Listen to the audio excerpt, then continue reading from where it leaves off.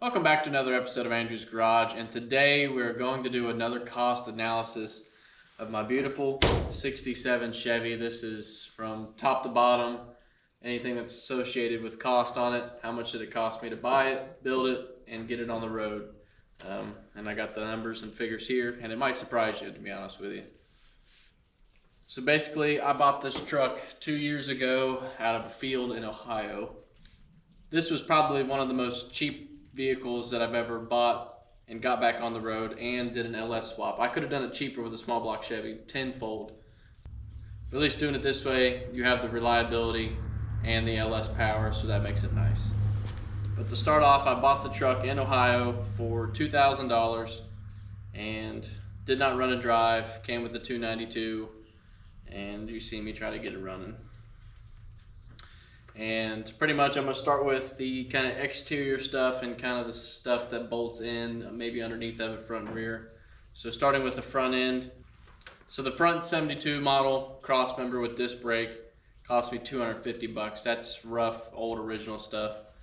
And the front brakes rebuild kit, I just did calipers and brake shoe pads and just repacked the bearings. So that total came up to $150.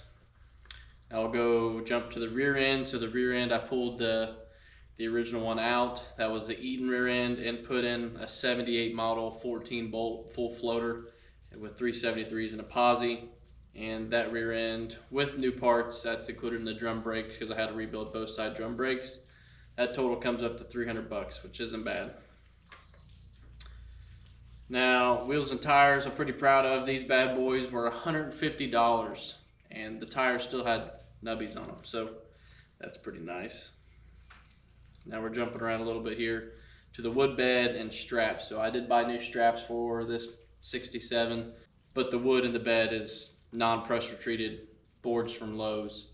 So that total came out to $300, and I might have overshot that a little bit, but $300 for a complete wood bed kit with bolts, not bad. And then so I got white paint for the top and for the bottom, black paint for the frame and undercoating and stuff like that, and also the clear coat. That total comes up to $200, and that's pretty much at cost. It's not that expensive. And then I just kind of did a little bit of like an exterior accessories. For example, like the lights that are on top and the antenna and the mirrors. That total ran up to $250. And now we're going to the interior, because that pretty much takes care of the exterior. I reused everything to do with this truck, marker lights, the grill assemblies. I just repainted everything, and I just used it all. So interior wise, the carpet, it's brand new carpet, and it's $150. The seat cover is $50. I got the seat for free. And then the speakers, so I got 6x9s, 2 tweets, 10-inch sub, and 2 6, and that total with an amp and the wiring kit and the radio works out to $350 complete. The gauge set, I just used the 4 gauge set. I think that total was around $100. The LS wiring harness for the Gen 3 5.3 was a $100 bill. The tune was $200 because it was basically just delete VATs security wise, and they messed with the tune just a little bit because the fuel pressure is a tiny bit different. But other than that, it was pretty straightforward, didn't take too long.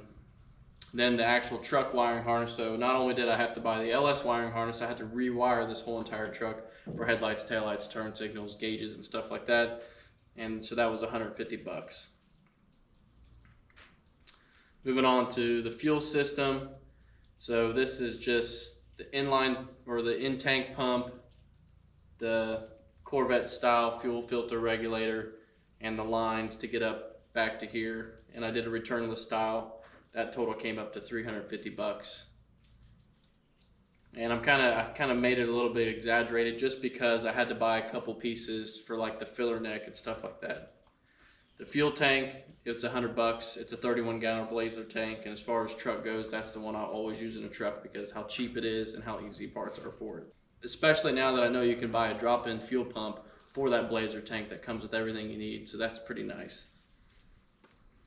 Now I'm going to brake and clutch assembly. That's included with the booster and the master cylinder for the brake, and then of course the master cylinder for the clutch.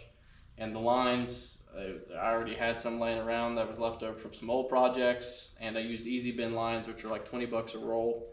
So that total came out to 200 bucks, and I might be a little under on that guy, but it's still close. But kind of where I'm under and maybe a little bit over, they might be equaling out. But I went ahead and put a miscellaneous for 500 bucks on here, just for the stuff that, you know, that I might have forgot about just sitting here thinking about. But like bushings that I bought for the rear trailing arms, just wiring, butt connectors, and small miscellaneous things, carrier bearing, and like the flywheel clutch and pressure plate on this guy was kind of funky.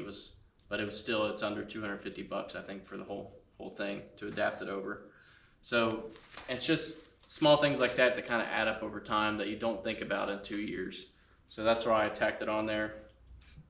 So that grand total came out to $5,950 for this 67 LS swapped C20 pickup truck. Now, I don't think that's a bad price at all, because I don't know anywhere where you can go hop on Facebook Marketplace, look up one of these trucks, have it be LS swapped, 3/4 ton, and have it be less than $6 grand. There's a slim chance that you'll ever find one.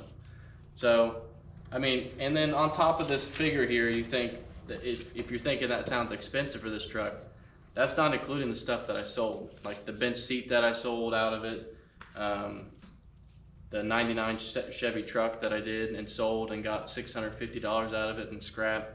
That's just the random things that I don't, and you don't think about when you're doing it too, is the stuff that you sold. So it might be $5,950, but I probably made back $600-700 off stuff that I sold off of it too. So that puts it right around the $5,000 mark, and that's kind of where I thought I was going to be. But overall, I'm extremely happy with the way the truck turned out. It performs well. It's going to do everything that you and I want it to do. It's still going to haul things. It's still going to go back and forth to work. It's still a workhorse. It's got its dings and dents, but it's a good truck. So I'm happy with it, and I'm happy with the price and the cost analysis. But thanks for watching Andrew's Garage in today's episode. Don't forget to tune in next week for another one. Until then, we will see you later.